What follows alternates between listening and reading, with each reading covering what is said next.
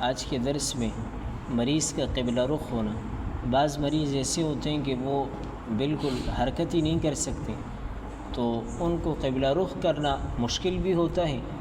یا کبھی اس طرح ہوتا ہے کہ کوئی ہوتا نہیں ہے کہ جو نماز کے اوقات میں مریض کا چہرہ قبلے کی طرف کرے۔ اور اسی طرح کبھی کبھار کوئی مریض ایسا ہوتا ہے کہ وہ جس بستر پر پڑا ہے وہ بستر نجس ہو جاتا ہے، ناپاک ہو جاتا ہے۔ اب وہ بستر بدلنا بھی مشکل ہوتا ہے، یا تو کوئی ایسا شخص نہیں ہوتا کہ جو مریض کا بستر بدل سکے، یا اگر ہوتا بھی ہے تو مریض ایسی کیفیت ہوتی ہے کہ وہ بستر بدلنا انتہائی مشکل اور تکلیف والا کام ہوتا ہے۔ تو ایسی صورت میں آیا مریض اسی ناپاک بستر پر نماز پڑھ سکتا ہے یا نہیں؟ تو یہ مسائل آج کے درس میں ذکر کیے جائیں گے۔ فرماتے ہیں کہ مریض اگر قبلے کو پہچانتا ہو لیکن قبلے کی طرف منہ کرنے پر قادر نہیں، اور ایسا کوئی شخص نہیں ملتا جو اس کا منہ قبلے کی طرف پھیر دے، تو اسی طرح نماز پڑھ لے اور پھر نماز کا اعادہ نہ کرے۔ خود قبلے کی طرف چہرہ نہیں پھیر سکتا اور کوئی دوسرا شخص موجود بھی نہیں ہے جو مریض کا چہرہ قبلے کی طرف پھیر دے، تو ایسی صورت میں مریض کا چہرہ جس بھی طرف ہو وہ نماز پڑھ لے، اور یہ نماز دوبارہ پڑھنے کی ضرورت بھی نہیں ہے، نماز ادا ہو جائے گی۔ اگر کوئی شخص ایسا مل گیا جو اس کا منہ قبلے کی طرف پھیر دے تو اسے کہے کہ میرا منہ قبلے کی طرف پھیر دو۔ اگر اس کو حکم نہ کرے اور قبلے کے سوا کسی اور طرف نماز پڑھ لی تو نماز جائز نہیں ہوگی۔ یعنی آپ کو کوئی شخص میسر ہے، کوئی ساتھی، کوئی گھر میں کوئی ہے جو آپ کا چہرہ قبلے کی طرف موڑ سکتا ہے، جو آپ کے ساتھ تعاون کر سکتا ہے، اس کے باوجود مریض اس کو نہ کہے کہ بھئی میرا چہرہ قبلے کی طرف پھیر دو، اور بغیر قبلے کی طرف رخ کیے ہوئے نماز پڑھ لے، تو ایسی صورت میں یہ نماز ادا نہیں ہوگی۔ البتہ اگر عذر ہے، کوئی ہے نہیں، خود پھیر نہیں سکتا، تو اس ایسی صورت میں جس طرف چاہے رخ کر دے تو نماز ہو جائے گی۔ مریض کے بستر کا حکم۔ مریض نجس بچھونے پر ہوں اور اگر پاک بچھونا نہیں ملتا، یا ملتا ہے لیکن کوئی ایسا شخص نہیں جو اس کا بچھونا بدل دے، اور مریض خود اٹھنے کے قابل نہ ہو، تو نجس بچھونے پر نماز پڑھ لے اور اعادہ نہ کرے۔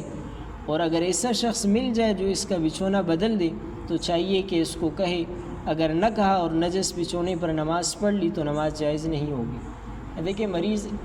ایسے بستر پر ہے، ایسی چادر پر ہے کہ وہ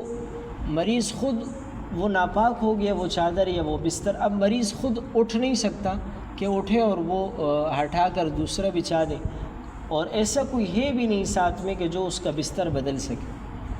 اور وہ بستر نجس ہے، ناپاک ہو چکا ہے، تو اسی صورت میں مریض اسی ناپاک بستر پر نماز پڑھ لے، نماز ہو جائے گی۔ دیکھیے شرائط میں سے آپ نے پڑھا ہوگا کہ جگہ کا پاک ہونا، کپڑوں کا پاک ہونا یہ ضروری ہے، لیکن چونکہ یہ عذر ہے، اب جگہ بستر جو ہے وہ پاک نہیں ہے، تو اسی صورت کے اندر وہ اسی ناپاک بستر پر نماز پڑھ لے، نماز ہو جائے گی، دوبارہ یہ نماز پڑھنے کی ضرورت نہیں ہے۔ البتہ اگر کوئی ایسا شخص میسر ہے جو اس مریض کو اٹھا سکتا ہے اور بستر اس کا تبدیل کر سکتا ہے، ایسی صورت میں مریض کو چاہیے کہ کسی کو کہے کہ میرا بستر تبدیل کر دیں، اس کے بعد پاک جگہ پر نماز پڑھے۔ اگر کوئی ہو اور مریض اس سے حکم نہ کرے،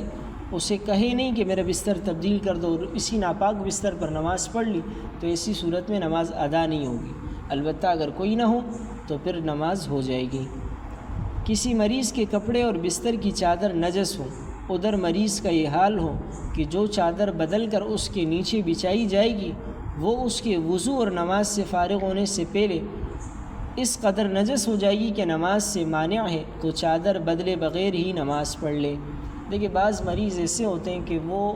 ان کا بستر یا ان کی چادر وہ پاک نہیں کی جا سکتی، یعنی ان کی ایسی کیفیت ہے کہ جیسے ہی آپ پاک چادر بچھاتے ہیں تو انہیں اتنا وقت نہیں ملتا کہ جس میں وہ وضو کر سکے اور نماز پڑھ سکے، یعنی ان کی کوئی ایسی بیماری ہے، مسلسل خون آ رہا ہے، یا مسلسل کوئی دانے ہیں ان سے پیپ آ رہا ہے، کوئی ایسی بیماری ہے کہ مسلسل وہ ہے جس سے ان کا بستر مسلسل ناپاک ہو رہا ہے، تو ایسی صورت کے اندر اب وہ اسی ناپاک بستر پر نماز پڑھ لے، اس بستر اور چادر کو بدلنے کی ضرورت نہیں۔ اگر بیمار کا بستر نجس ہے اور اس کے بدلنے میں بہت تکلیف ہو، خواہ کسی معاون کے ذریعے ہی کیوں نہ ہو،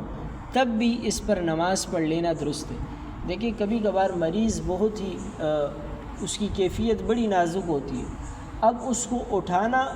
اگر ایک آدھ بندہ مل کر اسے اٹھا تو سکتے ہیں، لیکن بار بار اسے اٹھانا اور بستر کو اور چادر کو پاک کرنا، اس میں اگر شدید تکلیف ہے، زیادہ تکلیف ہے، تو ایسی صورت کے اندر مریض اسی بستر پر بھی نماز پڑھ سکتے ہیں۔ اللہ رب العزت سے دعا ہے کہ ہمیں دین کی سمجھ عطا فرمائے۔